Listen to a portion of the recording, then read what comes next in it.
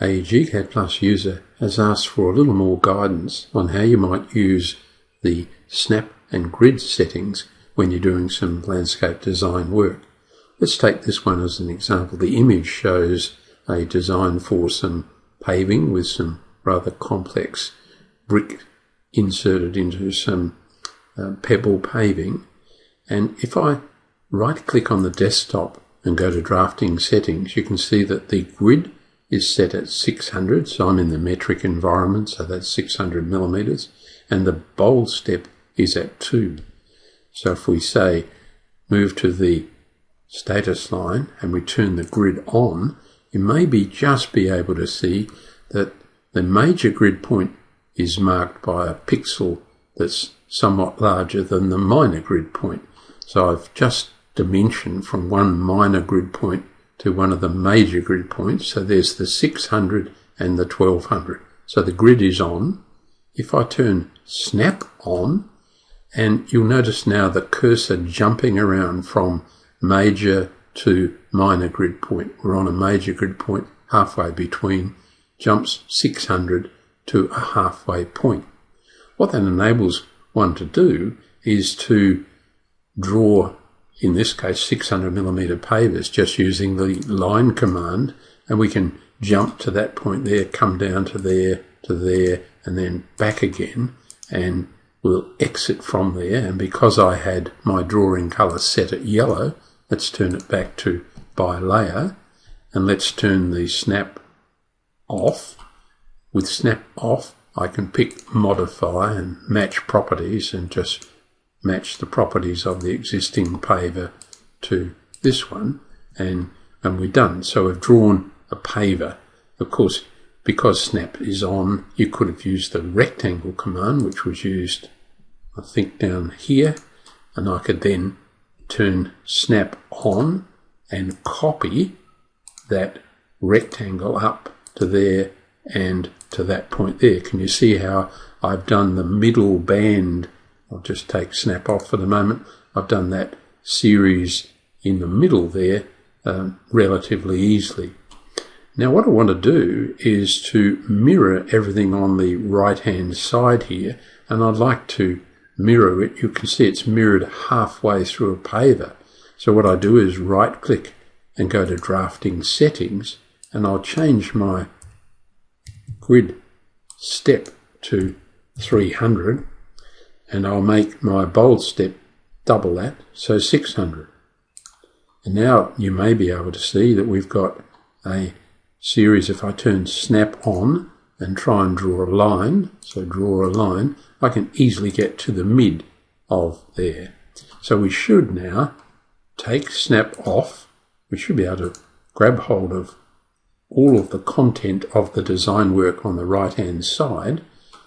We actually probably don't need the red line, but I'll just demonstrate. Turn snap on, right click and mirror. The first point of the mirror line can be found very easily just by the middle of the paver. Right click and say with a copy, and we're done. So can you see that I can change my settings very quickly, very easily in order to do that design work. If I use the gCADPlus plant schedules and lists, plants and standard, and if I say pick a symbol and I pick open it and insert into the design, can you see the block, the symbol, is anchored at its midpoint? So you may just be able to see over here on the right there's a cupressus that's to go into this position here, and I may well decide to change my drafting settings again and bring that down to 150 and 150, and then I can go to my blocks and then insert that symbol into the drawing, and I can put it in the position where I want it, and then take snap off and just scale it. We'll scale that down by a factor of 1/2. So now our compressor sits where we want it, we could right click and edit the block and just say we'll make one of those a filled line and then close the block editor. I'll change now my view to a background colour of white. I think you'll find that the yellow doesn't show terribly well, but we'll just give it a try.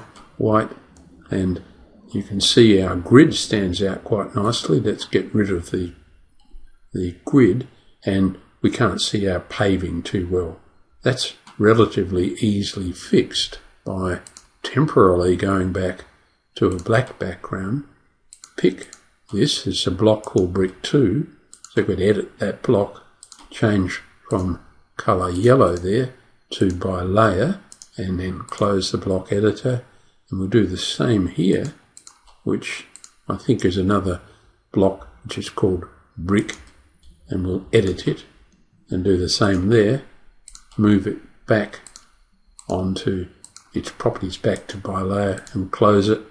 And now I think if we go to view background colour white, you'll see our design taking shape.